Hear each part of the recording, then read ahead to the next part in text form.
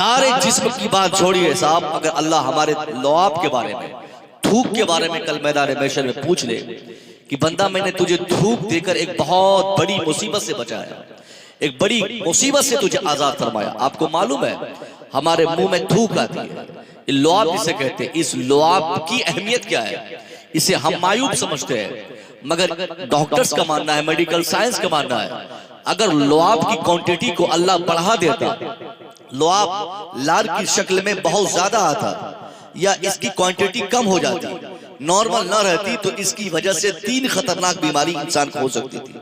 या तो हमारी पाचन शक्ति खराब होती, या तो हमारी बीनाई कमजोर होती, या तो हमारा दिमागी तवाज़ुन गड़बड़ा जाता। तो हमारा रब का हम पर कितना बड़ा एहसान है कि हमें जबान भी दिया, और जबान और दांत के बीच में जिसे मुंह कहते हैं, मुंह में 24 घंटे के लिए हमारे रब ने हमारे मुंह में हमारी जरूरतों के मुताबिक लुआब यानी थूक देकर हमें 3 खतरनाक बीमारी से बचा लिया। हमें लुआब की क्वांटिटी में अल्लाह ने उसको नॉर्मल रखी, हमें पागल होने से बचाया, हमारी पाचन शक्ति को मजबूत रखा, हमारी बीनाई को मुतवस्सित रखा।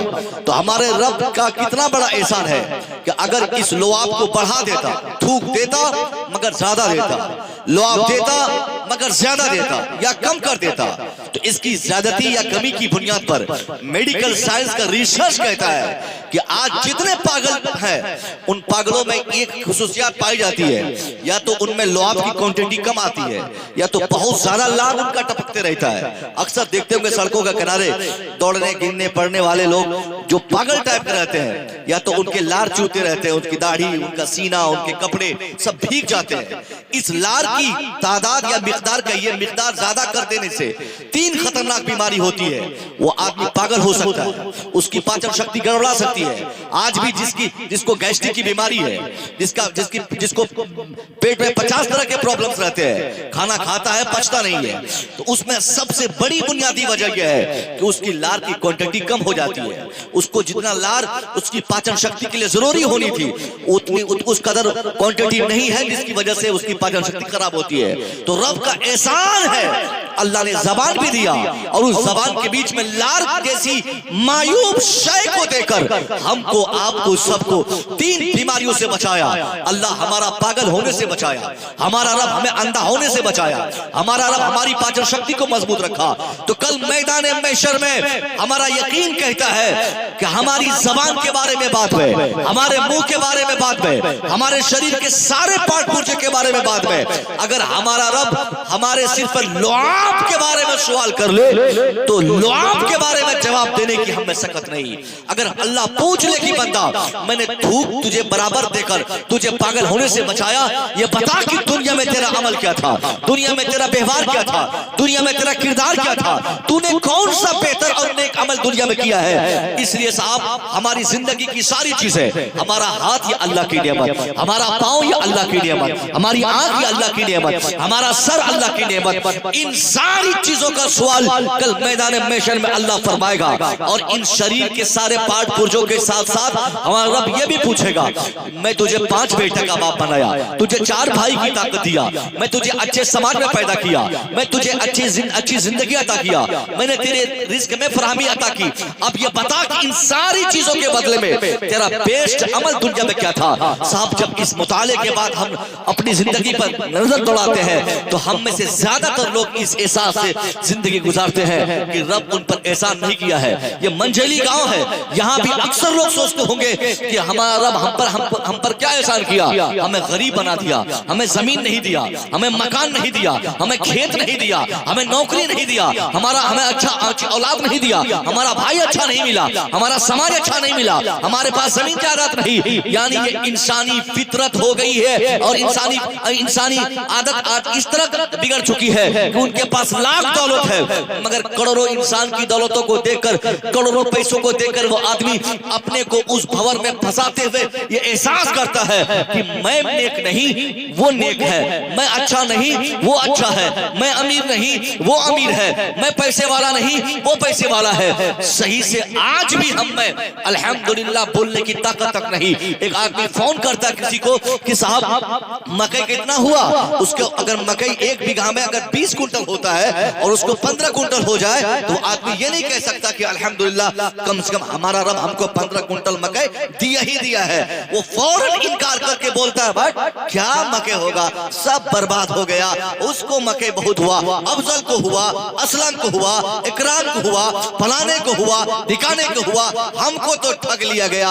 हमको तो 2 बीघा मकई लगाए, सही से दिनी उनी मिला के 30 कुंटल भी नहीं हुआ, पड़ोसी को बहुत मकई हुआ। मैं कहना चाहता हूँ साहब नहीं नहीं, अल्लाह ने कम से कम 15 कुंटल आपको दिया है। अगर 1 कुंटल भी देता, नहीं भी देता, हर हाल में इंसान होने के नाते हमारा यह हक बनता था कि हम ये कहते कि अल्लाह तेरा लाख लाख शुक्र है, नहीं दिया देना तेरा काम था, तेरी मर्जी तू नहीं दिया, मगर अल्लाह तू मुझे जिंदा रखा है, तेरा बहुत बड़ा एहसान है कि मैं जिंदा हूं। अल्लाह चाहता तो जिंदगी छीन लेता। 2017 में क्या हो रहा था, इसी इलाके की बात है। 2017 में बाढ़ में एक आदमी धान नहीं मांग रहा था, अल्लाह से नहीं कहता था कि अल्लाह मेरा धान बचा ले, अल्लाह मेरी खेती बचा ले, मेरी बाली ना डूबे, मेरा धान खराब ना हो जाए, बल्कि उस पोजीशन पर बाढ़ की कैफियत को देखने के बाद हर किसान, हर आम और खास इंसान की जबान से यही बात निकलती थी कि अल्लाह खेती उती छोड़िए, कम से कम अल्लाह मुझे तो मेरी हिफाजत फरमा ले, कम से कम मैं बच जाऊं, अल्लाह मैं बच जाऊं। बड़े बड़े अमीरों को उस जमाने में देखा गया जिनके पास 100 बीघा जमीन जिनकी खेती थी धान की, वो भी सड़कों पर आकर सोने पर मजबूर हो गया। हफ्ते नाली का पानी पी रहा है, कोई भीख देने वाला भीख देता, खाना देता, चूड़ा देता, दाल रोटी पहुंचाता तो वो खाना खाता। ये इंसान को औकात याद दिलाने के लिए अल्लाह, ताकि वो इंसान इस चीज का एहसास करे कि उसका रब उस पर बड़ा मेहरबान है अगर वो जिंदा रख रहा है। हमारी एक एक सांस जो लेते हैं ना, एक एक सांस ये अल्लाह की नेमत है। अल्लाह चाहे तो सांस रोक ले, अल्लाह चाहे तो हमें मौत अता फरमा दे। इसी साल जब लॉकडाउन पीरियड में आखिरी मरहले में जब मौत हो रही थी ना, पूर्णिया में, कटिहार में, बिहार में, बंगाल में, भारत में, भारत से बाहर पूरी दुनिया में सबसे ज्यादा लोगों की मौत, खुद मेरी दादी की भी मौत उसी कोरोना काल में हुई है। नादिर भाई, मेरी दादी उसी कोरोना में इंतकाल की। वजह क्या थी? ऑक्सीजन नहीं मिल पाया, इंतकाल कर गई। सबसे ज्यादा कमी जो उस पीरियड में कमी का एहसास हुआ वो ऑक्सीजन का हुआ पूरी दुनिया में। भारत की बात तो छोड़िए, अमेरिका जैसा हसास मुल्क, तरक्की पजीर मुल्क, तरक्की याफ्ता मुल्क, सब एक सब में आ गए। एक एक कब्र में 10-10 लोगों को दफनाया गया। ब्रिटेन से लेकर अमेरिका तक, अमेरिका से लेकर जापान तक, जापान से जर्मन तक, पूरी दुनिया में हाहाकार मचा हुआ था। हर इंसान की कोशिश होती कि वो कहीं से ऑक्सीजन खरीदता, वो कहीं से सांस से खरीद कर अपने अजीजों को बचाता। इससे मालूम हुआ कि सांस की कितनी बड़ी कीमत है। सांस जो हम लेते हैं, एक सांस के बदले में अल्लाह हम पर डबल एहसान फरमाता है। हम सांस लें, अल्लाह उससे वापस लेने की ताकत छीन ले उससे। सांस जब हम लेते हैं तो हमको अल्लाह ऑक्सीजन देता है, और जब छोड़ते हैं तो कार्बन डाइऑक्साइड की सूरत में उसको ऑब्जर्व करवा लेता है। 2 चीजें, सांस लेना और देना, वापस करना। दे दे और वापस करने की ताकत खत्म कर दे, तब भी मौत आएगी। वापस करने की ताकत दे दे और फिर उससे ऑब्जर्व करने की कुव्वत अल्लाह हमसे छीन ले, मौत आएगी। तो अगर हम जिंदा हैं तो हमें ये कहना होगा कि अल्लाह तेरा शुक्र है कि तू मुझे जिंदा छोड़ा है, या अल्लाह तेरा एहसान है कि तू मुझे जिंदा छोड़ा है। या आप अपने शरीर में देखते हैं ना, ये हमारे चचा चश्मा पहन रहे हैं, मान लीजिए इनको चश्मे की जरूरत पड़ गई। आज भी नेपाल जाने वाली ट्रेनें जो चलती है, ये जोगबनी बॉर्डर पे सुबह 6 बजे वाली, 8 बजे वाली, अक्सर देखते हैं कि बूढ़े लोग बेटा पोता को लेकर नेपाल जाते हैं, पैसा वैसा बांध लिए चले गए। क्यों? 40 साल के बाद उसको दिखाई नहीं देता। वहां जाकर मोतियाबिंद का ऑपरेशन कराते हैं, दवाई लेते हैं, महंगी कीमत के लेंस खरीदते हैं। उन सारी चीजों को खरीद कर जब वो अपनी आंखों में सजाते हैं, वहां आते हैं, 15 दिन के बाद, 1 महीने के बाद जब वो स्वस्थ हो जाते हैं, उनसे आप पूछिए कि साहब जो बीनाई आपकी पहले थी बगैर चश्मे के, क्या 1 लाख रुपया खर्च करने के बाद वो बीनाई अभी है? चचा है नहीं है। आप बताइए कि अल्लाह बगैर चश्मे की जो देखने की ताकत दिया है, और आज आप 1 लाख खर्च करके भी वो देखने में वो शिद्दत और वो ताकत आप महसूस नहीं कर पा रहे हैं। गोया अल्लाह आप पर बड़ा एहसान फरमाया है। करोड़ों की दौलत आंख की सूरत में, खरबों की दौलत हाथ की सूरत में, लाखों की दौलत आपकी एक एक उंगली और एक एक नाखून की सूरत में अल्लाह ने अता फरमाई है। एक बीमारी आजकल चली है बहुत ज्यादा बीमारी, किडनी फेल होना, किडनी खराब होना, किडनी में दाग होना, किडनी इन्फेक्टेड होना, किडनी की जितनी सारी मुसीबतें और प्रॉब्लम्स हैं, उसका एक ही सोल्यूशन है। वो आदमी अगर जिंदा रहना चाहता है तो उसके जिंदा रहने के पीछे उसको मंथली या वीकली जरूरत के हिसाब से, जिस कदर किडनी खराब होगी उसी जरूरत के हिसाब से उसको जाकर अपनी किडनी की जगह पर अपने खून को साफ करवाना पड़ेगा। उसको मेडिकल साइंस में उस प्रोसेस को क्या कहते हैं? किडनी की जगह पे जो खून साफ करते हैं, सब आइडिया आपको, डायलिसिस कहते हैं। डायलिसिस कैसा प्रोसेस है? डायलिसिस में होता क्या, हमारे शरीर के सारे खून को एक साथ दो नली होती है, एक नली से खून निकाला जाता है, दूसरी नली से वो उस खून को मशीन में पहुंचाकर वो मशीन साफ करती है, फिर वो साफ किए हुए खून को हरी नली के जरिए हमारे शरीर में वो खून पहुंचाती है वो मशीन। अब बताइए कि जब हमारी किडनी खराब होती है, बचने की कोई उम्मीद नहीं, डॉक्टर सिर्फ एक जवाब देता है कि 99% मौत यकीनी है, मगर आप जब तक जिंदा रहना चाहते हैं, जीना चाहते हैं, तो आपकी जिंदगी के लिए एक रास्ता दिखाई देता है कि आपको हफ्ते में कम से कम 2 मरतबा, महीने में कम से कम आपको 5-7 मरतबा, साल में कम से कम आपको 500-600 मरतबा आपको आना पड़ेगा। आपको मेरे हॉस्पिटल आना होगा, आपके शरीर के सारे खून को मैं मशीन में डालूंगा, उसको प्यूरिफाई करूंगा, उसके गंदगी निकालूंगा, उसको साफ करके उसको नीट और क्लीन ब्लड बनाकर फिर आपके शरीर में डालूंगा। उसके लिए आपको 15,000 कम से कम एक मर्तबा डायलिसिस कराने के लिए देने होंगे, और मेरी पूरी टीम, मेरा पूरा मेडिकल की मेरी पूरी ताकत, मेरी मशीन, ये सब आपकी खिदमत में तत्पर रहेंगी। उसके बाद 4 घंटे, 5 घंटे, 8 घंटे, 10 घंटे लगते हैं साफ खून को साफ करने में। वो मशीन से खून हमारे शरीर से खींचा जाता है, फिर साफ करके फिर खून को हमारे शरीर में पहुंचाया जाता है। इस प्रोसेस में 15,000 रुपए लगते हैं, 5 से 7 लोगों की मेहनत लगती है, 8 से 10 घंटा का टाइम खर्च करना पड़ता है, और हफ्ते में 2 मरतबा तो जिसकी किडनी दोनों खराब हो जाए, अगर वो 1 हफ्ता जिंदा रहना चाहता है, या अगर उसकी 1 हफ्ता की जिंदगी बची हुई है, तो उसको 2 मरतबा जाना पड़ेगा। अगर वो 1 महीने की ताकत और लगा देगा, 1 महीना और खर्च करेगा, तो थोड़ी सी और उम्मीद बढ़ जाएगी। धीरे धीरे वो इंसान अगर 1 साल जिंदा है तो गोया वो मकरूज होता है, जमीन बेचनी पड़ती है, मकान बेचना पड़ता है, घर मकान सारी चीजों को दांव पे लगा के तब वो इंसान जिंदा रहने की कोशिश करता है, ताकि वो जिंदा रहे, वो अपने खून को साफ करे। 2 महीना कंटिन्यू अगर ब्लड को साफ कराने की आदत छोड़ दे या हॉस्पिटल जाना छोड़ दे, किसी वजह से, किसी मजबूरी की बुनियाद पर अगर वो खून साफ ना करा सके, डायलिसिस ना करा सके, तो साइंसदानों का मानना है, मेडिकल साइंस के खास तौर पे, कि वो आदमी मर सकता है, वो आदमी मर जाएगा, उसमें सकत नहीं रहेगी, उसकी किडनी खराब होने की बुनियाद पर उसके पूरे खून खराब हो जाएंगे। अब मैं पूछना चाहता हूं साहब, हमारे शरीर में अल्लाह ने 2 किडनी अता फरमाई है, किडनी के जहां और भी काम है, उसी में एक काम किडनी का ये भी है कि हमारी किडनी हमारे खून, हमारे शरीर को साफ करती है, मगर जब वो किडनी खराब होती है, हमें जिंदा रहने के लिए एक ही रास्ता दिखाई देता है कि हम डायलिसिस कराते रहे, हम खून साफ कराते रहे, हफ्ते में 2 मरतबा 30,000 रुपया देते, उसके बाद महीने के 5-7 बार, साल के 500-600 मरतबा हम हॉस्पिटल जाते रहे, जमीन बेचनी पड़ती है, मकान बेचना पड़ता है, खेत खलियान दांव पे लगाने पड़ते हैं। इन सारी चीजों के करने के बाद तब हम 1 साल जिंदा रहते हैं। मगर आपसे पूछना चाहता हूं, आपका रब आप पर कितना मेहरबान है, हमारा रब हम पर कितना मेहरबान है। अल्लाह ने हमारे शरीर में भी डायलिसिस मशीन फिट किया है, जिसे हम किडनी कहते हैं। दुनिया की किसी मशीन में वो ताकत रही जो अल्लाह ने हमारी किडनी की शक्ल में हमारे शरीर में फिट किया है। दुनिया की कोई मशीन भी हो, वो बहुत स्पीड से खून साफ करेगी, तो 5 घंटे तो लगेंगे ही लगेंगे, मगर अल्लाह ने जो किडनी हमें अता फरमाई है, हमारी किडनियां हमारे शरीर के खून को 24 घंटे में 32 मरतबा साफ करती है। अल्लाह ने कभी पैसा मांगा? अल्लाह कभी बोलता है कि डॉक्टर जावेद के यहाँ जाते हैं, डॉक्टर क्या नाम शफीक से मिलते, डॉक्टर नदीम, ख्वाजा नदीम के क्लिनिक में जाते तो तुमको 20,000 रुपये लगता। वही काम के लिए मैंने किडनी दी है तो नहीं 25 तो कम से कम 12,500 तो दो। कहा 10,000 रुपया तो आपको एहसास नहीं कर अल्लाह आपको क्या दिया है? क्यों ये सोचने कि रब ने आपको कुछ नहीं दिया?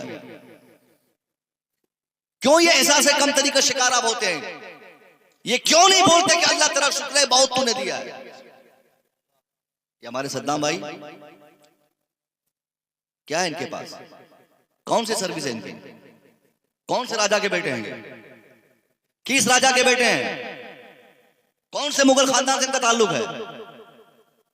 कौन से मंत्री के पोते हैं ये? बच्चा बीमार पड़ा रमजान शरीफ में, जो बीमारी आम लोगों को होती है वो बीमारी इनके बच्चे को भी हुई। प्रॉब्लम तकरीबन मेरी जानकारी के मुताबिक 1.5 लाख रुपया खर्च हुए। एक नॉर्मल इंसान 1.5 लाख रुपया अगर अपने बच्चे के इलाज में खर्च करता है और फिर ईद के दिन वो मुस्कुरा के कहता है कि अल्हम्दुलिल्लाह हजरत मेरा बेटा ठीक ठाक है, तो ये है इंसान का एहसास। अल्लाह जिस हालत में आपको रखे मुंह नहीं फुलाना चाहिए, मुंह नहीं फुलाना चाहिए। एक जरा भी सद्दाम साहब के चेहरे पर शिकन नहीं की इतनी बड़ी मुसीबत से मैं निकला हूं और कहां से कर्जा भरूंगा, कैसे इंतजाम होगा, सारा इंतजाम होता चला गया। कोई बता दे कि आपके गांव का कोई सेठ है, किसी के पास 25 बीघा जमीन में मकई है तो वो खुश है अभी? वो 25 बीघा वाला जितना टेंशनलाइज्ड है ना, एक कट्ठे वाले को उतना टेंशन नहीं है जितना टेंशन उसको है। वो 25 बीघा वाला इसलिए टेंशन में है, वो जिस दिन से मकई लगाता है उसी दिन से वो लाखों रुपया जोड़ के रखता है गिनने के चक्कर में, और जिंदगी भर इसी परेशानी में गुजर जाती है। जिंदगी तो मजे की उनकी है जिसको अल्लाह ने दौलत उतनी नहीं दी है। अक्सर देखा गया है कि अमीरों की जिंदगी गरीबों की जिंदगी से बदतर होती है। इसलिए फिर क्यों आप दौलत के चक्कर में अपने रब से कहते कि अल्लाह तूने मुझे कुछ नहीं दिया? ये बीमारी खास करके देहात में, किसी के बेटे को नौकरी लग जाए, कोई मकान बना ले, किसी की फसल अस्सी हो जाए तो पड़ोस वाला इतना टेंशन में रहता है कि वो ऐसा कर लिया, हमने ऐसा क्यों नहीं किया, उनके साथ ऐसा हो गया, हमारे साथ ऐसा क्यों नहीं हुआ।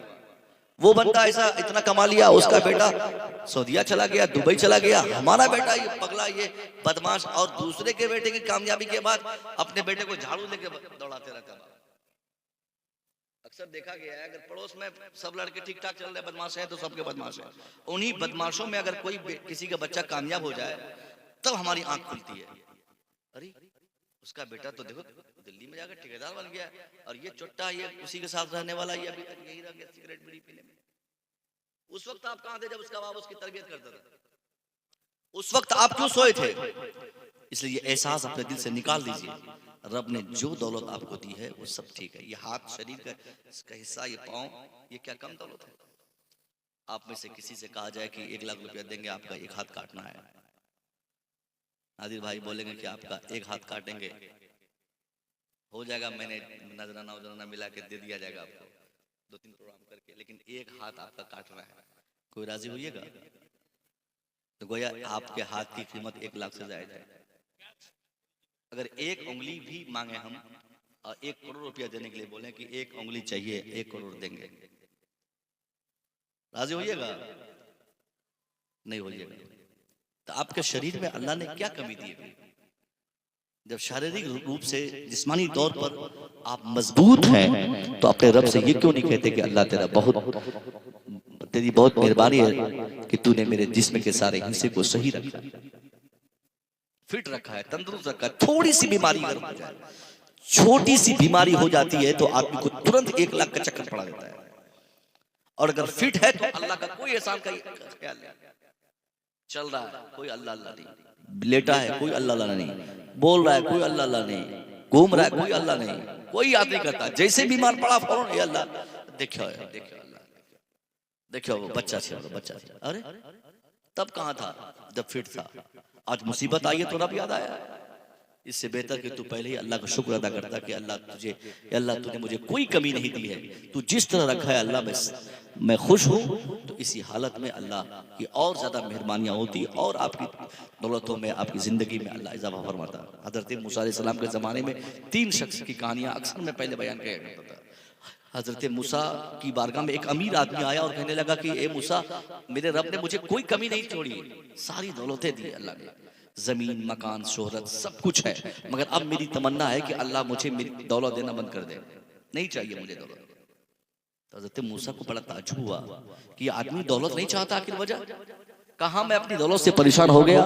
अब आप रब से कह दीजिएगा, अब अल्लाह के कलीम है, अल्लाह से गुफ्तगू आप फरमाते हैं, तो आप उनसे बोल दीजिएगा कि मुझे अब कुछ नहीं चाहिए। कहा क्यों? कहा मैं परेशान हो गया। ठीक है, मैं तेरा अरीज़ा रब तक पहुंचाऊंगा। थोड़ी देर के बाद नजर पड़ी, एक बहुत दूर से आवाज देने वाला एक शख्स आवाज दे रहा था। आप वहां चल के गए, आपने देखा इंतहाई गरीब आदमी, ऐसा गरीब जिनके जिस्म में एक वस्त्र भी नहीं है, ऐसा गरीब जिनके पास एक वक्त के खाने की रोटी भी नहीं है, ऐसा तंगदस्त जिनके पास सर छुपाने का घर तक नहीं है। उसने कहा, ए अल्लाह के कलीम, अब अल्लाह के दोस्त हैं, अब अल्लाह के करीबी हैं, अब अल्लाह से गुफ्तगू फरमाते हैं, मेरी एक गुजारिश अल्लाह तक पहुंचाइएगा कि अल्लाह ने मुझे इतना गरीब क्यों बनाया, कम से कम एक मकान तो देता, एक वक्त की रोटी तो देता, जिसमें मैं कपड़े पहनाता, एक इज्जत छुपाने का एक नफीस कपड़ा तो अल्लाह देता, इतना गरीब क्यों बनाया। हज़रत मूसा दोनों की शिकायत लेकर अल्लाह तक पहुंचेगा। हे मेरे रब, मेरे समाज का 2 शख्स, एक तो वो अमीर जिसको तूने इंतहाई दौलत दी, एक वो जिसे तूने बेइंतहा गरीब बनाया, दोनों का कंप्लेंट, दोनों की शिकायत अलग अलग है। वो अमीर चाहता है कि तू उसे दौलत देना बंद कर दे, वो गरीब चाहता है कि तू उसे कम से कम एक वक्त की रोटी, सर छुपाने के लिए एक घर और पहनने के लिए एक कपड़ा तू उसे दे दे। रब ने फरमाया, हाँ ये सारी बातें मानी जाएगी, मगर इसके लिए कंडीशन ये है, उस अमीर आदमी से बोल दीजिएगा, वो अमीर अगर चाहता है कि मैं उसे दौलत देना बंद कर दूं, तो इसके लिए शर्त है कि वो मेरा एहसान मानना बंद कर दे। जब तक वो मेरा एहसान मानता रहेगा, मैं भी दौलतों में इजाफा करता रहूंगा। जब तक वो एहसान से इनकार नहीं करेगा, तब तक मैं दौलत देना बंद नहीं करूंगा। हजरत मूसा ने फरमाया, ए अल्लाह, फिर उस गरीब का क्या होगा जिसको तूने बेइंतहा गरीब बनाया, जिनके पास न रोटी है खाने के लिए, जिनके पास न पहनने के लिए कपड़ा है, जिनके पास न रहने के लिए मकान है। उसकी ख्वाहिश, उसकी तमन्ना यह है कि एक मकान, एक वक्त की रोटी और एक जिस्म में डालने के लिए एक सुथरा कपड़ा तो उसे अता फरमा दे। हजरत मूसा से रब ने फरमाया, ए मूसा, उस बंदे गरीब के लिए भी यही कंडीशन है, उनसे कह दीजिएगा कि वो भी जब तक मेरा एहसान नहीं मानेगा, जब तक मेरी भलाई नहीं मानेगा, जब तक मेरी नियामत का इकरार नहीं करेगा, जब तक मेरी भलाई और एहसान का एतराफ नहीं करेगा, तब तक न मैं उसे मकान दूंगा, न उसे मैं रोटी दूंगा, न मैं उसे इज्जत छुपाने के लिए कपड़ा इनायत करूंगा।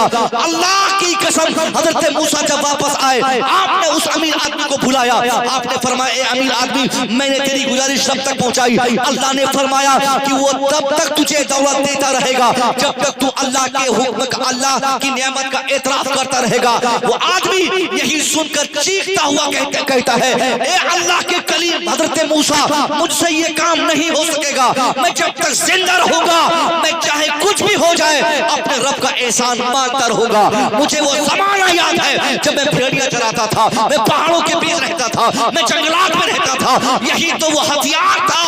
अल्लाह तेरा शुक्र है, अल्लाह तेरा शुक्र है, अल्लाह तेरा शुक्र है, यही हथियार था जिसके इस्तेमाल के बाद अल्लाह ने मेरे समाज का सबसे बड़ा अमीर मुझे बना दिया। आज मैं गांव का सबसे अमीर आदमी हूँ, मुझसे ये नहीं हो सकता कि मैं इस हथियार का इस्तेमाल छोड़ दूं। हजरत मूसा उस गरीब के पास पहुंचे, आपने फरमाया, एक गरीब आदमी, तू अगर चाहता है कि तुझे अल्लाह रोटी दे, मकान दे, कपड़ा दे, तो इसके लिए कंडीशन ये है कि तू अल्लाह की नेमतों का एतराफ कर। वो गरीब कहता है, मूसा, मैं किस बात पर अल्लाह की नेमत मानूं, मुझे अल्लाह ने क्या दिया है, कपड़ा भी नहीं है, मकान भी नहीं है, रोटी भी नहीं है। आपने इशारा करते हुए फरमाया, खामोश रह बंदा, मैं जान गया कि गांव मेरा है और वो इतना अमीर क्यों, तू इस कदर गुर्बत की जिंदगी क्यों गुजार रहा है। अरे वो अमीर अल्लाह की नेमतों का एतराफ करता है, इसलिए अल्लाह उसे अमीर बना दिया, तू इनकार करता है, इसलिए फकीर से फकीर होता चला गया। बात समझ में आ रही है? यानी अगर आप ये बोलेंगे ना, ओ क्या दिया मुझे, कुछ नहीं हुआ, तो समझिए और डूब जाइए। शुक्र, सब्र और शुक्र की जिंदगी जो होती है ना, बड़ी पाकीज़ा जिंदगी होती है। सब्र नहीं है ना हम लोगों में, सब्र नहीं है। और आप और हम जब तक सब्र और शुक्र की जिंदगी नहीं गुजारेंगे, एक सेटिस्फाइड लाइफ के लिए, एक इत्मीनान बख्श जिंदगी के लिए इंसान का साबिर होना जरूरी है। समझ गए? वरना दौलत आज तक किसी को खुश नहीं की है। अभी से 4 महीना पहले मैं अपनी प्रैक्टिकल लाइफ की बात बता रहा हूँ। आप लोगों को लगता होगा कि नौकरी मिलने के बाद आदमी जो है बहुत मस्ती की जिंदगी गुजारता है, ऐसा मुझे भी लगता था।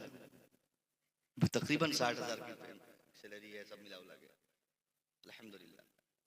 लेकिन जरूरत वो सारी है ही जो पहले रहती थी।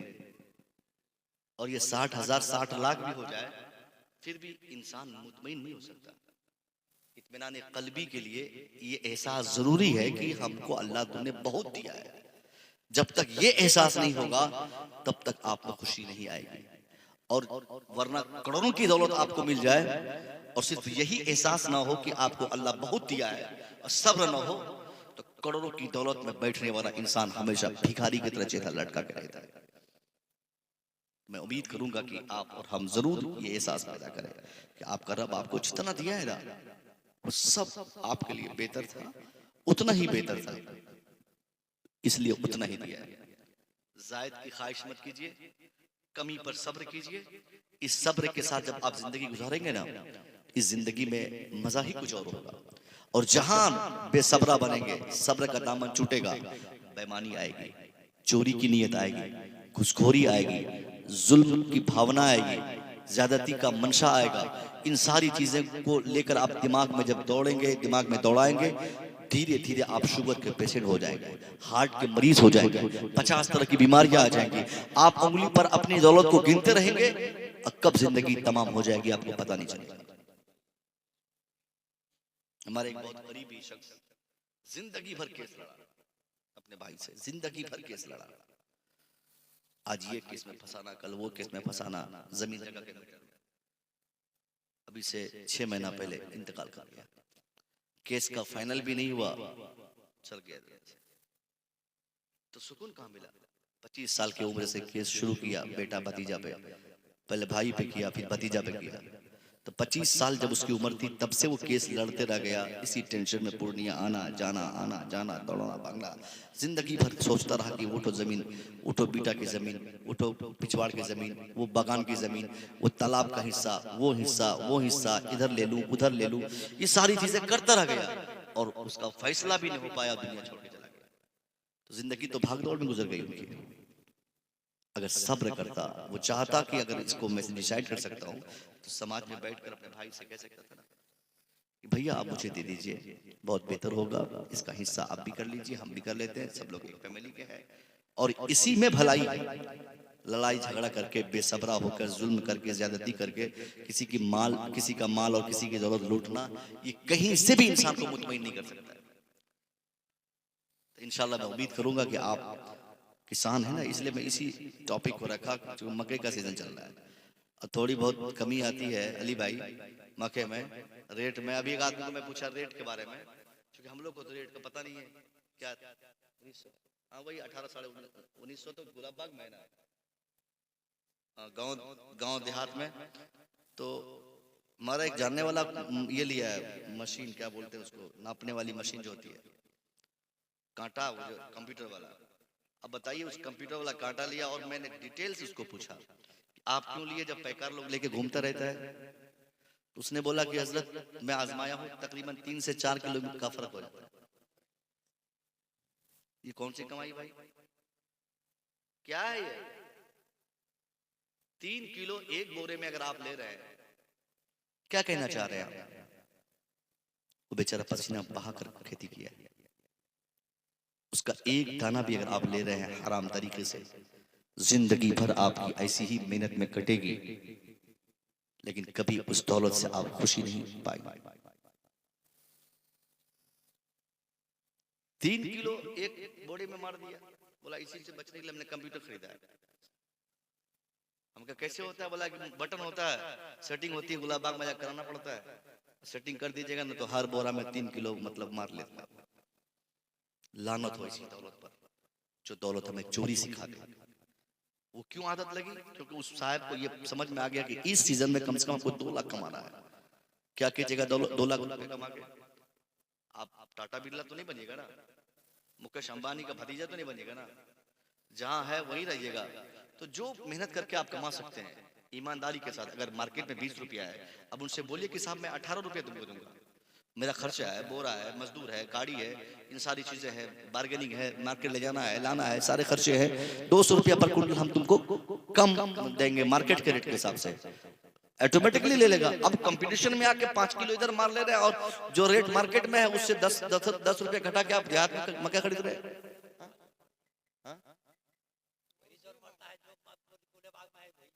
यहाँ लेता है तो क्यों ऐसा? कहाँ ये जायज है? बिल्कुल जायज नहीं है। तो ये दौलत, चोरी की दौलत हमें कब करनी पड़ती है? जब हमारे अंदर से सब्र खत्म हो जाता है, जब हमें हराम कमाने की लत हमारे अंदर से खत्म हो जाती है। आप हमेशा कोशिश करें, हमेशा आपकी कोशिश रहे कि आप रब से सब्र की दुआ करें, सब्र की तलकीन करें। जब आप साबित बनेंगे, जाबित बनेंगे, तब आपकी दौलत में बेशुमार तरीके से अल्लाह इजाफा फरमाएगा। और जैसे ही सब्र का दामन आप छोड़ देंगे, बीमारी में मुब्तला होंगे, बेइज्जत होंगे, आप टेंशनलाइज्ड होंगे, आपकी जिंदगी तबाह बर्बाद हो जाएगी, तबाही के दहाने पर आपके बच्चे खड़े होंगे। मैंने देखा है कभी भी हराम कमाने वाला, हराम खाने वाला, हराम की दौलत लेने वाला, हराम पैसे घर लाने वाला, वो अपने बेटे को अगर हाफिज भी बनाया है तो हाफिज बनने के बाद भी उसका बेटा बदमाश बना है। अगर वो आलिम भी बनना चाहे, आलिम बनने के बाद भी उसका बेटा सही और नफीस आलिम नहीं बन पाया है। डॉक्टर बनाने की कोशिश करने वाला अगर हराम पैसे से अपने बेटे को डॉक्टर बनाया है तो उसका बेटा डॉक्टर तो बना है मगर चोर डॉक्टर बना है। इंजीनियर बनाने वाला शख्स अपने बेटे को अगर हराम तरीके से कमाए हुए पैसे से अगर ट्यूशन फीस दिया है, स्कूल और कॉलेज के पैसे खर्च किया है, तो उसका बेटा इंजीनियर बना है मगर चोर इंजीनियर बना है। इसलिए साहब आज स्कूलों में पढ़ने वाले बच्चों की कमी नहीं है। आप हर स्कूल में देखिए, अभी मुफ्ती साहब किबला के मदरसे में मैं गया तो पता चला कि 600 बच्चों का एडमिशन की फहरिस्त आ चुकी है, 400 बच्चों का दाखिला हो गया और तकरीबन 100 बच्चियां, अभी वो साहब थे तकरीबन बताया कि 100 बच्चियां वेटिंग लिस्ट में लगी हुई है। हर आदमी पढ़ना चाहता है, स्कूल भरा हुआ है, मदरसा भरा हुआ है, कॉलेजेस भरे हुए हैं, यूनिवर्सिटी भरी हुई है। हर आदमी जमीन मकान सबको दांव पे लगाकर अपनी अपनी औलाद को पढ़ाना चाहता है। हर इंसान का मनोबल आगे है। किसी को पूछिए तो क्या बनाना है, बोलेगा डॉक्टर बनाना है। किसी को पूछिए तो क्या बनाना है, मुझे इंजीनियर बनाना है। सामने वाला बोलता है मुझे आलिम बनाना है, कोई बोलता है मुझे मुफ्ती बनाना है। यानी बहुत बड़ी बड़ी बातें करता है। जो लड़का आज 5 साल की उम्र में मदरसे में, मकतब में, यूनिवर्सिटी, ये क्या बोलते हैं कि मंटेसरी में, स्कूल में, प्ले स्कूल में, कहीं भी किड्स गार्डन में, कहीं भी उसका नाम लिखा दीजिए, 5 साल की उम्र में पढ़ना शुरू किया है। मगर आप जब उसकी उम्र 25 साल की होगी, उन बच्चों में अगर 100% आज पढ़ रहे हैं तो 25 साल के बाद इन 100% बच्चों में सिर्फ 2% ऐसे होंगे जो आखिर तक पढ़ पाएंगे, जो हमेशा पढ़ पाएंगे, जो कामयाबी के रास्ते पे आ पाएंगे, जो कामयाब हो पाएंगे, जो सही सालिम कामयाबी की मंजिल तक पहुंच पाएंगे। बाकी के 98% बच्चे या तो बीच में पढ़ाई छोड़ दिए, या तो घर छोड़ के भाग गए, या तो दिल्ली की राह ले लिए, या तो पंजाब भाग गए, या तो कलकत्ता चले गए, या तो बाप की बेवफाई कर गए, या तो बेईमान हो गए, या तो चोर हो गए, या तो नशेरी हो गए, या तो जुआड़ी हो गए। आखिर ये क्यों दिन देखने को मिला? जिस दिन पहला दिन उसके स्कूल का था, पहली सुबह मदरसे की थी, उसका बाप बोला था कि हजरत मुझे अपने बेटे को आलिम बनाना है, मुझे अपने बेटे को डॉक्टर बनाना है, मुझे अपने बेटे को इंजीनियर बनाना है, मुझे बेटे को बहुत पढ़ाना है, मुझे ऑफिसर बनाना है, मुझे प्रोफेसर बनाना है। ये 10 साल पूरने से पहले ही उसका बेटा स्कूल क्यों छोड़ दिया? उसका बेटा नशेड़ी क्यों हो गया? उसका बेटा जुआड़ी क्यों हो गया? उसका बेटा अय्याश क्यों हो गया? उसका बेटा भांग क्यों खाता है? उसका बेटा दारू क्यों पीता है? उसका बेटा जालिम क्यों बन गया? उसका बेटा अय्याश क्यों बन गया? इसको जब रिसर्च की निगाहों से आप मुलाहाजा करेंगे तो बात ये समझ में आएगी, गलती यहाँ पढ़ने वाले बच्चे की नहीं बल्कि पढ़ाने वाले गार्जियन के पैसे की है। उसका बाप जब तक हराम पैसे से अपनी औलाद की परवरिश से अपनी औलाद को बचाएगा नहीं, उस हराम की दुखुलियत की बुनियाद बुनियाद पर, उस पैसे की ताकतोलियत की बुनियाद पर उसके बच्चों की तालीम में कभी बरकत न होगी। वो बेटा आलिम भी बन जाएगा धक्का मार के तो चोरी की भी आदत लग सकती है, झूठ की आदत लग सकती है, बेईमानी की आदत लग सकती है। आप पूर्णिया जाइए साहब, कितने पढ़े लिखे डॉक्टर्स वहां मिलते हैं, एक से बढ़कर एक। उसकी बोर्डिंग पढ़िए, उसकी होर्डिंग पढ़िए, उसकी बोर्डिंग और होर्डिंग में क्या लिखता है, फला साहब MBBS MD रिसर्च, फला ये फला वो, हड्डी का स्पेशलिस्ट, आंख का स्पेशलिस्ट, किडनी का स्पेशलिस्ट, ब्लड का स्पेशलिस्ट, बाल का स्पेशलिस्ट। यानी ये बताना चाह रहा है वो होर्डिंग से कि ये शख्स पहले तो इंटर किया साइंस से, उसके बाद MBBS की तालीम लिया, फिर उसके बाद MD की डिग्री लिया।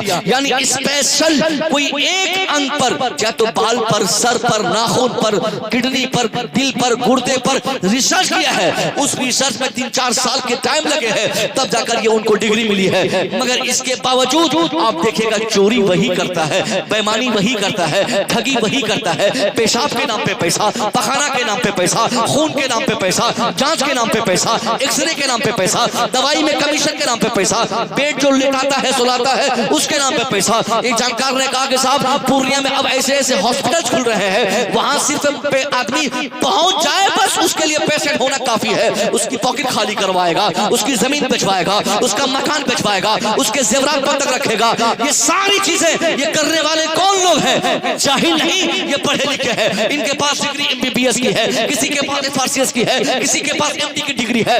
मगर ये सारी चीजें होती क्या है?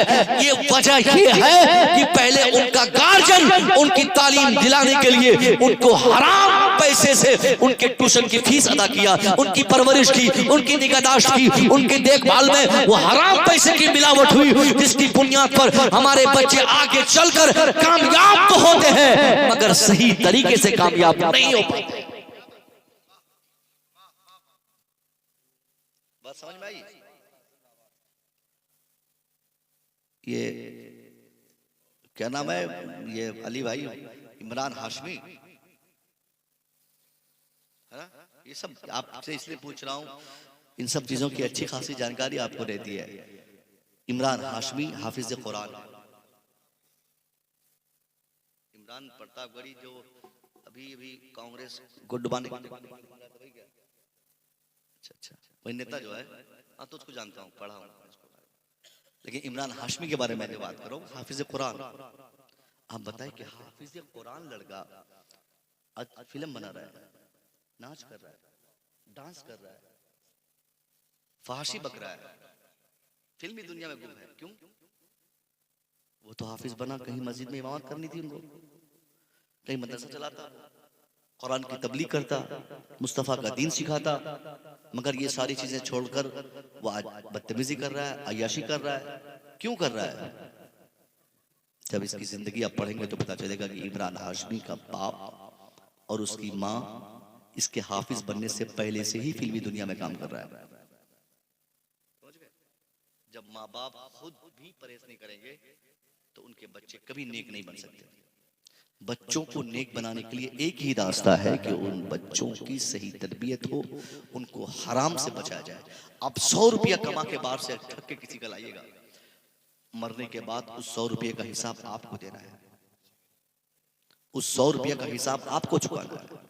अल्लाह उस हराम कमाने की वजह आपसे पूछेगा, लेकिन खाएगा सब।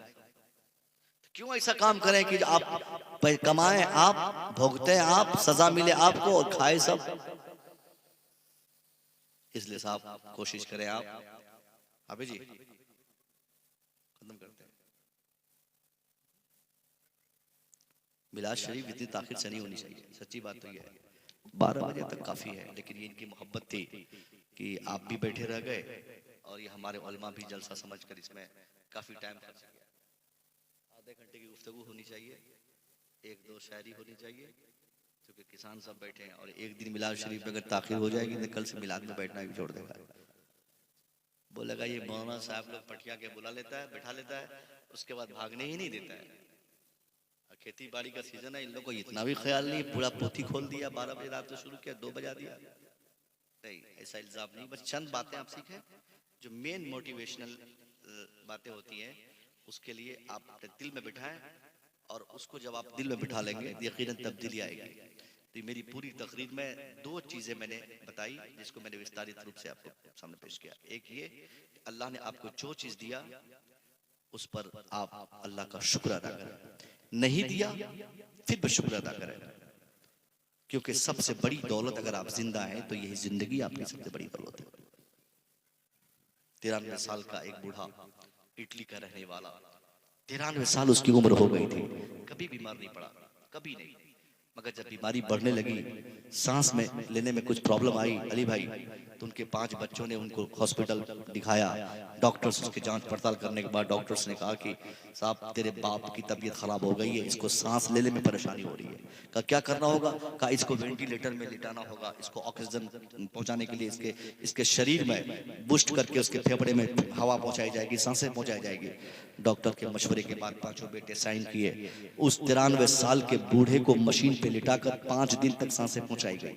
5 दिन के बाद जब उस डॉक्टर ने उस बूढ़े को डिस्चार्ज किया और एक पर्ची ला कर दिया, बोला बाबा ये $5 लाख आपके हुए, 5 लाख रुपया मान लीजिए, ये $5 लाख आपको देने हैं। वो बूढ़ा उस पर्ची को देखने के बाद रोने लगा, ज़रो कतार रोने लगा, आंखें भर आई, दाढ़ी भीग गई। थोड़ी देर के बाद चीखें निकलने लगी।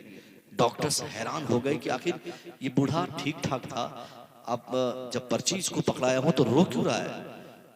तो किसी को लगा कि शायद ये पैसे जो 5 लाख देने हैं, $5 लाख देने हैं, लगता है ये नहीं देना चाह रहा है इसलिए रो रहा है, नाटक कर रहा है। एक डॉक्टर आया, डांट के बोला, ए बाबा खामोश रहिए, अगर आप ऐसे ही रोइएगा तो मेरे हॉस्पिटल का इमेज खराब होगा, मेरे हॉस्पिटल का नाम खराब होगा, मेरी इज्जत, मेरा प्रतिष्ठा, मेरा सम्मान ये सब चला जाएगा, दूसरे पेशेंट जो लेटे हैं उनको तकलीफ होगी। बाबा क्यों रो रहे हैं आप? खामोश रहिए बाबा, मत रोइए। मगर वो बाबा था कि किसी की बात नहीं मानता। इतनी देर हुई कि सारे डॉक्टर्स आ गए, सारे मेडिकल स्टाफ आ गए, सब लोग उस बूढ़े के सामने हाथ जोड़ के खड़े हो गए। बोले बाबा आप मत रोइए, आपकी चीख और पुकार की वजह से मेरे हॉस्पिटल के दूसरे पेशेंट को काफी तकलीफ होगी, दूसरे मरीज को तकलीफ होगी, नए पेशेंट आना पसंद नहीं करेंगे, मेरे हॉस्पिटल का नाम खराब होगा, इसका एक इमेज, इसकी जो एक छाप दुनिया में है ये सारी खराब हो जाएगी। बाबा मत रोइए। इतनी ताखीर होते ही हेड ऑफ द डिपार्टमेंट आ गए। उसने सोचा कि वाकई लगता है इस बूढ़े को पैसा नहीं देना है, इसलिए 5 लाख की पर्ची पढ़ पढ़ के रो रहा है, दवाई की पर्ची पढ़ के रो रहा है। उसने कहा कि जाओ तुम अगर चाहते हो तो मैं 2.5% 50% माफ करके सिर्फ 2.5 लाख तुझे देने होंगे, $2.5 लाख देने होंगे, 50% तुझे माफ कर देता हूँ। इतना सुनना था, फिर भी वो रोने में उसकी कोई कमी नहीं आई। चीख बढ़ती रह गई, पुकार बढ़ती रह गई, दाढ़ी भीग गई। थोड़ी देर के बाद सारे डॉक्टर पांव पकड़ लिए, बाबा आप खामोश रहिए, बाबा आप चुप रहिए। एक डॉक्टर ने फैसला किया कि लगता है ये $2.5 लाख भी नहीं देना चाहता है, जाओ मैं इसकी पूरी फीस माफ करता हूँ। उसने ऐलान किया बाबा मैं आपकी पूरी फीस माफ कर देता हूँ, अब आपको पैसे नहीं देने हैं, अब आपको डॉलर नहीं चुकाने हैं, अब आप चुपचाप अपना घर चले जाइए, मगर रोना बंद कर दीजिए। इतना सिर्फ सुनना था कि इटली के उस हॉस्पिटल के उस 93 साल के बुजुर्ग ने जब सुना, और तो सुनने के बाद जब उसकी भी चीखें निकली और चीखते हुए कहता है, एक डॉक्टर बाबू तूने क्या मुझे भिखारी समझा है, तूने क्या मुझे फकीर समझा है, तूने क्या मुझे जलील समझा है, तूने मुझे क्या लाचार और मुफलिस समझा है? अरे मैं गरीब नहीं हूँ, मैं लाचार नहीं हूँ, मैं फकीर नहीं हूँ, अल्लाह ने मुझे इतनी दौलत दी है, मैं चाहूँ तो तुम जैसे कई हजार डॉक्टर्स को खरीद कर एक दस्तरखान पे बिठाकर कई महीने तक मुफ्त में खिला सकता हूँ। मैं चाहूँ तेरा मेडिकल कॉलेज खरीद लूँ, मैं चाहूँ तेरे हॉस्पिटल को खरीद लूँ। अरे डॉक्टर बाबू मैं पैसा देने न देने की वजह से नहीं रो रहा हूँ, बल्कि मेरे रोने की वजह तुम नहीं समझ सकते। डॉक्टर कहता है बाबा पैसे आपको देने हैं, पर्ची आपके हाथ में है, रो आप रहे हैं, यहाँ कोई दूसरी और वजह क्या हो सकती है? बाबा अगर कोई दूसरी वजह है तो आपको अभी स्पष्ट करना होगा कि इसकी वजह और क्या हो सकती है। मुझे तो यही समझ में आई, यही वजह, अगर और कोई वजह है तो आप बताइए कि आप क्यों रो रहे हैं। वो बूढ़ा कहता है अगर इसकी मुनासिब वजह तुझे जाननी है, मुझे करीब आना होगा, मेरे पास आना होगा। सारे स्टाफ को अपने पास बुलाए, बुलाने के बाद सबको सब बंदी करवा के सबको खड़े करवा दिए, और आपने कहा चीखते हुए कि सुन डॉक्टर्स, अगर तुम चाहते हो कि तेरे हॉस्पिटल में ये 5 लाख की पर्ची पढ़ के मैं क्यों रो रहा हूं, तो इसकी मुनासिब वजह सुन क्या है। ए डॉक्टर बाबू, ईमानदारी से अपने सीने पे हाथ रखकर तुम लोग बताओ कि तुम लोगों ने मुझे अपने हॉस्पिटल में कितने दिनों तक रखा। डॉक्टर्स ने कहा कि 5 दिन। कहा कितने दिनों तक ऑक्सीजन दिया? कहा 5 दिन। कहा तेरी मशीन ने कितने दिनों तक काम किया? कहा 5 दिन। बस डॉक्टर बाबू, अब ये बता, ये 5 दिन मशीन के बदले में, 5 दिन हॉस्पिटल के बदले में, 5 दिन सांसें पहुंचाने के बदले में, 5 दिन खिदमत के बदले में तुमने, तेरी मशीन ने, तेरी टीम ने कितना चार्ज किया? कहा $5 लाख। कहा इसका मतलब ये हुआ कि 24 घंटे के लिए $1 लाख, अगले 24 घंटे के लिए $2 लाख, फिर तीसरे 24 घंटे के लिए 3 लाख, फिर चौथे 24 घंटे के लिए 4 लाख, फिर पांचवें 24 घंटे के लिए 5 लाख। यानी 5 दिन में तुमने, तेरी टीम ने, तेरी मशीन ने मेरे फेफड़े में जो सांसें पहुंचाई, इसके एवज में तूने 5 लाख ऐड किए। इस यही तो रोने की एक वजह है। ए डॉक्टर बाबू, मैं चाहूं तो 5 लाख की जगह पर 50 लाख रुपए तुझे देकर मैं यहां से घर चला जाऊं, आजाद हो जाऊं, तुम भी खुश मैं भी खुश। मगर डॉक्टर बाबू, रोने का कारण तो यही है कि तुम जैसे डॉक्टर्स को अगर आर्टिफिशियल, मसनूई और मार्केट की सांसें देने के बदले में 24 घंटे के बदले में अगर 1 लाख रुपया, दूसरे 24 घंटे के बदले में 2 लाख, यानी 5 दिन के बदले में $5 लाख अगर मैं दे दूं, अल्लाह की कसम इसी मुनासबत से मैं इसलिए रो रहा हूं कि डॉक्टर को तो दे दूंगा, मगर ये सांस कितनी कीमती चीज है, ये सांस की कीमत कितनी है कि तुम जैसे डॉक्टर्स मुझ जैसे पेशेंट को जब 5 दिन तक सांसें देता है तो $5 लाख का वो पेशेंट तुम जैसे डॉक्टर्स के लिए मकरूज हो जाता है। अल्लाह की कसम मैं डरता हूं उस खौफ से कि अल्लाह ने पैदाइश से पहले जब मां के शिकम में था उस वक्त से आज तक, आज मैं 93 साल का हूं, 93 साल से जो रब मुझे मुफ्त में सांसें दे रहा है, मां के पेट में था तो अल्लाह सांसें दे रहा था, बचपने में था तो सांसें दे रहा था, सोता था तो सांसें देता था। एक डॉक्टर बाबू, तेरे 5 दिन की सांसें देने के एवज में अल्लाह इसके मुकाबले में कल मैदान महशर में अगर मुझसे पूछ ले कि जब तुमने डॉक्टर को 5 लाख 5 दिन के बदले में दिया तो 93 साल के बदले में तुम अपना अमल दिखा, तो मैं कहां से अमल दिखा पाऊंगा? बात समझ रहे? डॉक्टर अगर एक दिन ऑक्सीजन सिलेंडर खरीद के पहना दिया उसको मुंह में और कितना जोड़ा, 10,000 दे दिए, 15,000 रुपए दे दीजिए, 20,000 रुपए दे दीजिए।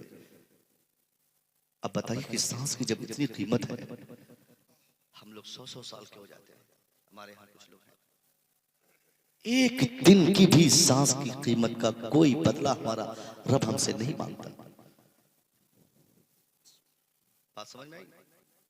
उसके तुलना में आप देखिए ना कि अल्लाह की कितनी मेहरबानी है। इसलिए जमीन हो और सेहत ना हो तो क्या फायदा। ओनासिस यूरोप का एक बहुत बड़ा बिजनेसमैन, दुनिया के टॉप 10 रिचेस्ट पर्सनालिटी में उनका नाम आता था, टॉप 10 अमीरों में उनका नाम आता था ओनासिस। बहुत दौलत थी उनके पास, निजी एयरक्राफ्ट, कई हजार ट्रक्स, कई कंपनियां, कई वर्कर्स, कई हजार लोग उनके पास। उसकी एक छोटी सी बीमारी उनको थी कि उसकी आंख खुद से खुलती नहीं थी, आंख खुलती नहीं थी। कुछ लोग उनके पास टीम बनकर रहते, डॉक्टर्स रहते, जब उनको सोना रहता तो आंखों में पट्टी डाल दी जाती, जब उठना रहता तो आंख की पट्टी खोल के एक ऊपर एक यहाँ टेप चिपका देता ताकि उसकी आंख खुली रहे। इतनी परेशानी थी उस बेचारे को, बहुत दवाई कराया, बहुत इलाज कराया, कहीं से कोई सुधार जब नहीं हुआ तो एक फकीर उनके पास पहुंचा। उसने कहा कि ओनासिस, इलाज कराया तूने? कहा हाँ मैंने इलाज कराया। कहा अगर मैं तेरा इलाज करूं तो मुझे तू क्या देगा? गौर सुनिए, गौर से सुनिए। एक हकीम, एक फकीर उससे कह रहा कि अगर मैं तेरा इलाज करूं तो तू मुझे बदले में क्या देगा?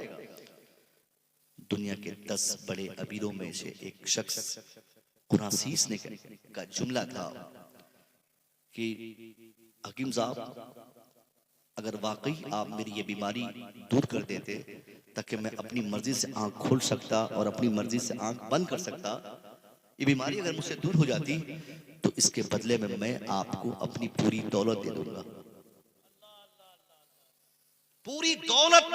नाम पे लिख दूंगा अगर आप की कोशिश से मेरी तबीयत सही हो जाती। उसने कहा ओनासीस, अगर आप मुझे पूरी दौलत दे देंगे तो आप क्या लेके रहेंगे, क्या लेके रहेंगे? तो उसने कहा कि बाबा हकीम साहब, ये जिंदगी कोई जिंदगी है, मेरे पास दौलतें बहुत सारी हैं, मगर मैं अपनी मर्जी से अपनी दौलत देख ही नहीं पाता। मुझे सोना होता तो किसी को आवाज देता, वो आके पट्टी बांधते आंख में, तब मुझे नींद आती। इससे बेहतर है कि मैं तेरी कोशिश से सही हो जाऊं और सारी दौलत मैं तुझे दे दूं और तेरी कटोरी लेकर मैं भीख मांगकर जिंदगी गुजारना पसंद कर लूंगा। अमीरों की जिंदगी इस बीमारी में गुजारना मुझे पसंद नहीं है। जब कोई बीमारी होती है ना, तब आदमी को उस चीज की अहमियत का एहसास होता है कि अल्लाह ने कितनी बड़ी दौलत दी है। जब हाथ नहीं उठेगा तब पता चलेगा हाथ कितनी ताकत की चीज थी। जब आंख की बीनाई कमजोर होगी तब पता चलेगा रब ने कितनी बड़ी दौलत दी। इसलिए जमीन नहीं दिया अल्लाह से कोई शिकायत नहीं, पैसे नहीं दिया कोई गिला नहीं है। जिस हालत में आप हैं आप कहिए अल्लाह ताला शुक्र है। कोशिश करते रहिए, हलाल कमाते रहिए, अच्छा काम करते रहिए, इंशाल्लाह अच्छाई की बुनियाद पर। ये कहा जाता है कि अच्छाई में बरकत है, हराम में बरकत नहीं है। हराम कमाने वाले 1 साल 2 साल 5 साल 4 साल 50 साल कभी भी उसकी दौलत खत्म हो जाएगी। वक्ती तौर पे आपको लगेगा कि वाह कितनी तरक्की किया है, तुरंत मकान बना लिया, गाड़ी ले लिया, और हवा की तरह दौलत आएगी। 2-4-5 साल में वो हवा की तरह खत्म हो जाएगी। जो जायज कमा कर खाने वाला होगा वो हमेशा कम से कम इतना तो होगा कि वो अपने लेवल से कभी नीचे नहीं गिरेगा। आज मजदूरी कर रहा है, कल भी मजदूरी करेगा, चोरी नहीं करेगा। आज पसीने बहा के खाता है, कल पसीने ही बहाएगा, किसी का खून नहीं बहाएगा। और जो हराम कमा के खाता है, आज वो चोरी करता है, इससे थक जाएगा तो जुल्म करेगा, जुल्म से थकेगा तो हत्या करेगा, हत्या करते करते थक जाएगा, उसके बाद जेल में डाल दिया जाएगा। इसलिए आप बचाए इससे, इन सब चीजों से परहेज करें, हराम से परहेज करें, सब्र करें, अल्लाह जो दिया है इस पर शुक्र करें। ये शुक्राने की महफिल थी, इसलिए मैंने शुक्र के हवाले से इतनी सारी बातें कही। हमारे सद्दाम साहब को अल्लाह ने गुलाम नूर मुजस्सम की शक्ल में, जिसे मैं ऐसे बोलचाल में नूर बाबू उनको बोल दिया की शक्ल में अल्लाह ने उनको एक लड़का दिया। आप और हम सब दुआ करें कि अल्लाह उस बच्चे की जिंदगी की तमाम तकलीफों को दूर फरमा दे, और उनके माँ बाप के साथ साथ उनके ननिहाल के तमाम अफराद को अल्लाह हमेशा के लिए इस महफिल के सदक़े में हर मुसीबतों बलाओं से अल्लाह महफूज फरमाए। अस्तगफिरुल्लाह रब्बी मिन कुल्लि ज़ंबि व अतूबु इलैहि। अस्सलामु अलैकुम।